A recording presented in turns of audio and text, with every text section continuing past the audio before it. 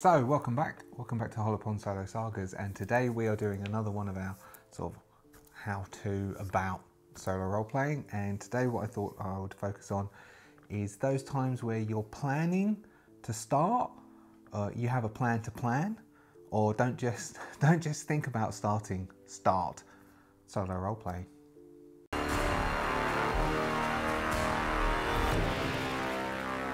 So thank you very much to my subscribers for returning. If you're not yet a subscriber, please consider subscribing. Thank you very much for all the support from everyone, particularly from the members of the Adventurers Guild. And thank you very much to all of you. So yeah, another one of these sort of videos where I'm just giving my opinions. It's purely my opinions of how we're doing. I've done a bit more prep. I've written some stuff, and so it might be a bit jointy as I look down at notes and then come back up again. But anyway, so I thought I'd talk today about the reasons for starting playing, and possibly if you've wanted to play solo and you've been planning to play but you've not got round to it, possibly discussing the reasons why and some ways and methods to actually probably help you actually get started. So if you have wanted to start but you've not actually got round to it yet, probably the first thing really, the point to do is why? Not why haven't you started, why do you want to start? What is the driving purpose of why you want to solo roleplay? So do you have a lot of games? Is it like, you're like me? So I have lots of games. I have lots of physical and lots of digital role-playing games, particularly lots of the old ones that I remember playing from way back. And I have a large amount of games. I like to read the material, I like to look at them, I like to remember playing, and I like to play them. Are you the same? Do you have lots of those? Do you miss playing in a group? Did you used to play in a group or have easy access to a group, and as things change and you no longer have a group to play with, is it that you no longer have a group to play with? Or is it you don't like group play? There's an element of that aspect of sitting around and having those people that you don't like. You could be maybe possibly it's the social anxiety and possibly other reasons why, or you just don't have those people around you that you could have a group and you don't really like that aspect of it. Have you watched people playing and thought, I want a bit of that, I want to try doing that? So why do you want to play? If you can answer why you want to play, then you probably can think about the reasoning why you aren't actually playing. I mean, also you can then come up with reasons to further want to play. I mean, there's various different things. So the actual activity of sitting and of either, so it's the same as journaling. So within any aspects of journaling, so just journaling is very good for you. So writing about your day, writing about your inner thoughts, getting your thoughts out of you and onto a piece of paper or into some other format is good for you. It's been proven that journaling is actually good for you. So journaling is good for you. Solo role-playing is an aspect of journaling. Whichever method you use to record your game, it's journaling. And there are various different things that have been shown that's beneficial. It's very beneficial for mental health. The act of journaling, the act of creative thought, the act of utilising your imagination skills is very good for mental health. Surprisingly, it's also shown that it enhances social skills. The ability to interact, even in an imaginary context, to go through different sorts of thought processes and different conversations in your head improves your way of interacting socially with other people outside of this venue. It increases and improves your ability to talk to others and interacting and playing through those bits with social skills. It also improves your cognitive processes, so your problem solving and those abilities are improved because you go through those in this solo context. And then of course we have stress relief, increases your empathy skills and your emotional intelligence. All of these things are side effects of solo role-playing, journaling and that type of bit. I mean, I could say why I started. So the reason I started was I do have a large number of games. I then have been trying to play and going to groups. Surprisingly, I do have mild social anxiety, and so I was always put off by that, and trying to squeeze that into being a single parent and then having various different responsibilities was quite difficult. But then I attempted to do stand-up comedy in 2022, and I did six or so performances, and I really enjoyed it. But being of my age and the way it was, you needed to get onto a stage, you needed to suck up to promoters and suck up to people who organise those stages, and I just didn't like that. But I liked the performance, and so I started solo role playing just before and around that sort of time. And then I began recording it because talking to an empty room seemed weird, but talking to a pretend audience seemed okay to me. And I just kept going because of that. So that was really my impetus and just that bit of going. Another thing that might stop you so like point 2 of why you may not have started is there are things in modern life that distract you. And so during this period of time that you put yourself into I am going to be solo role playing for the next hour, put those distractions away or deal with those things first. You can tell people that you're going to be doing this. You can turn your phone off. You often will see me cutting because my phone has pinged because I respond to things. So I'm okay responding and then keep on going. But if these things distract you and knock you off kilter, put them away. Put your phone away, turn your phone off, move things away, move those distractions and create this as a piece of time for you. You can use those bits for mental health, that this is a time for you to do something you find fun and that mental health. You can see it like exercise or brain exercises or a form of exercise. It's important to do exercise. These things are important. And you might need to deprioritize something else, but if this is important to you, then that is one thing to do, and it might stop you from stopping and start you from starting. Basically, if you want to start doing something, no matter what it is, it could be exercising, it could be learning a new language, it could be learning a skill, doing art. You need to realize it's a thing for you and to give yourself that time and prioritize that in your life. And one of the things which is often a bit difficult because it's solo role playing, and a lot of those things that I mentioned are solo, because possibly some of the other bits like health is more different, is that this can be seen as a selfish pastime because you're just doing it by yourself and you're doing it for yourself. Sometimes that's okay. It's okay to have a bit of time for you. It's okay to do a thing for you.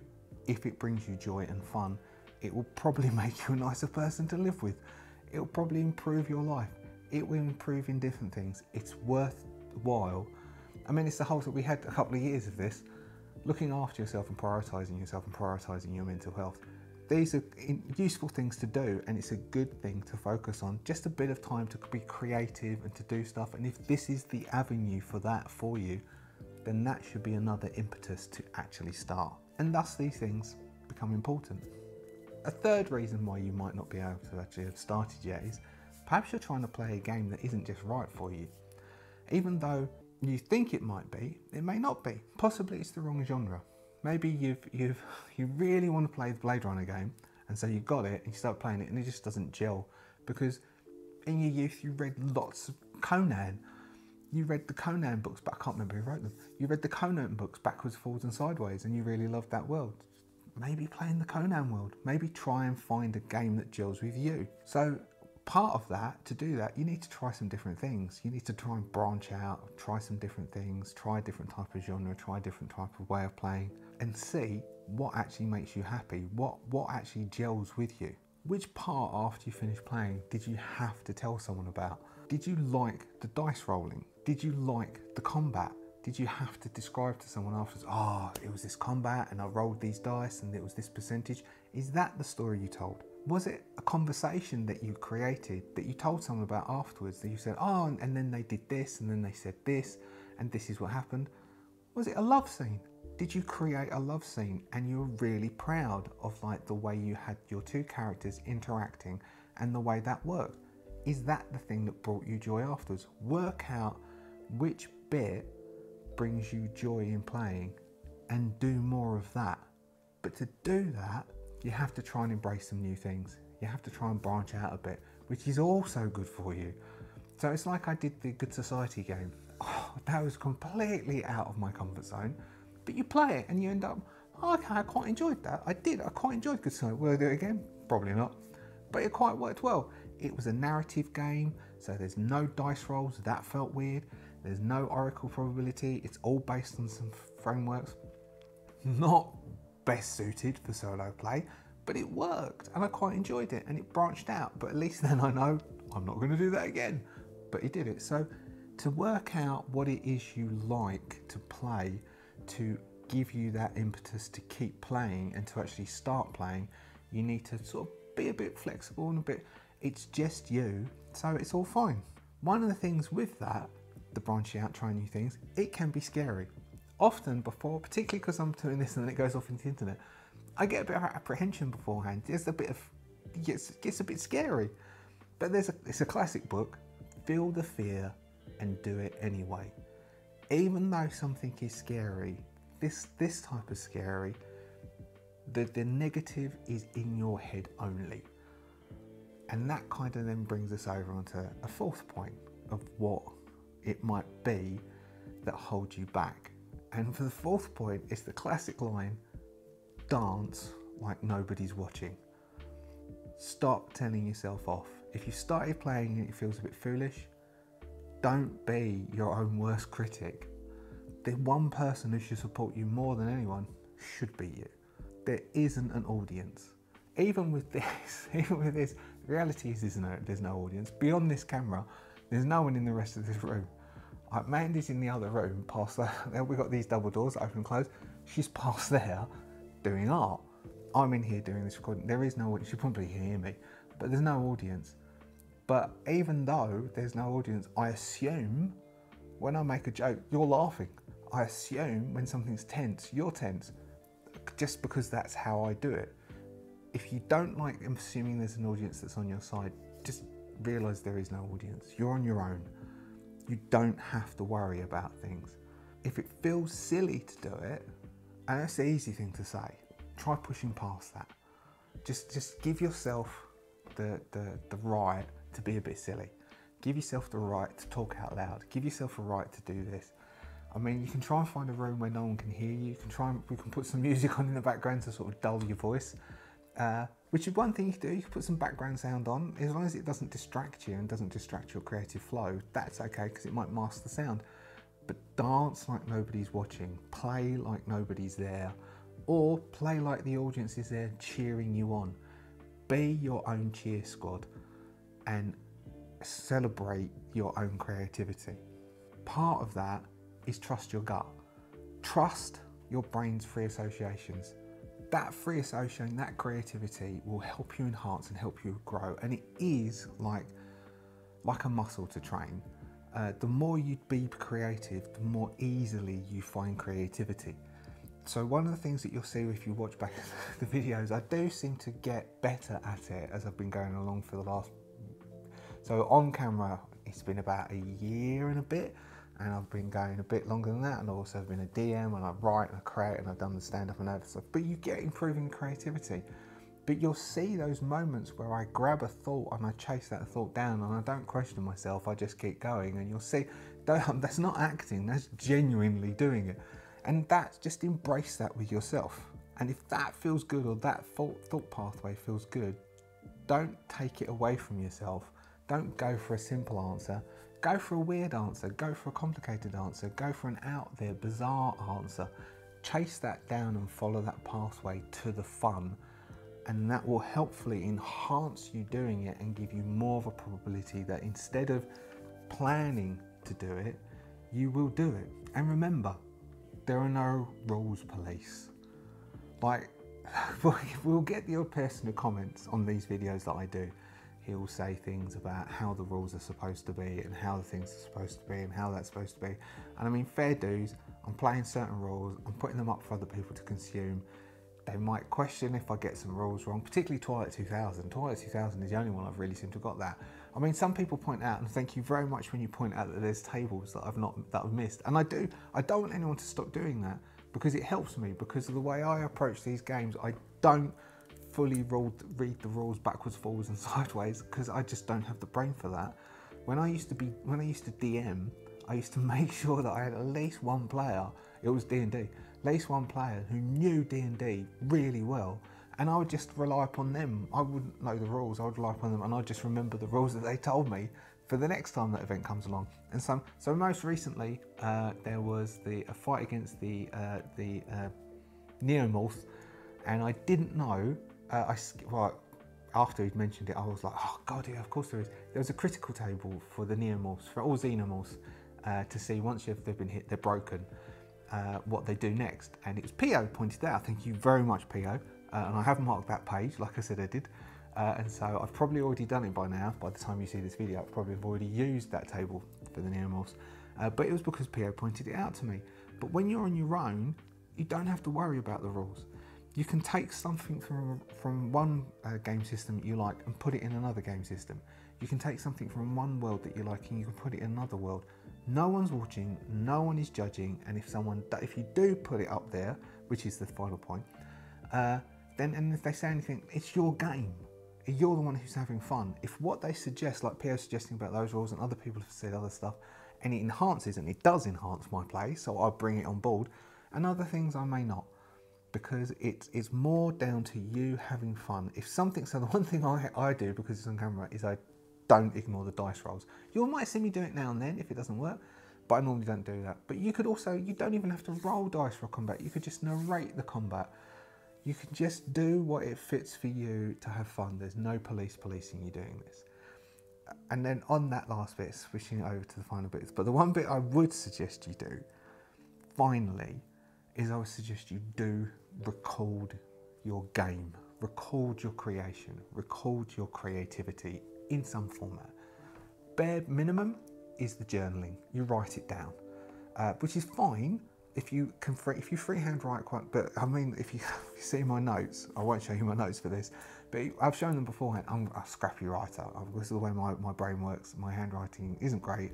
My brains go faster than my hand can write stuff, and it goes a bit bad like that. So otherwise, you can record audio, you can record on video. People don't have to see what you're doing. But one of the benefits of pushing stuff out there is it will give you the impetus to do it again. Now, off the back of this, so as I said, Mandy does art. Mandy's created a YouTube channel called The Persistence of Mandy. And the reason she did it was to push her art.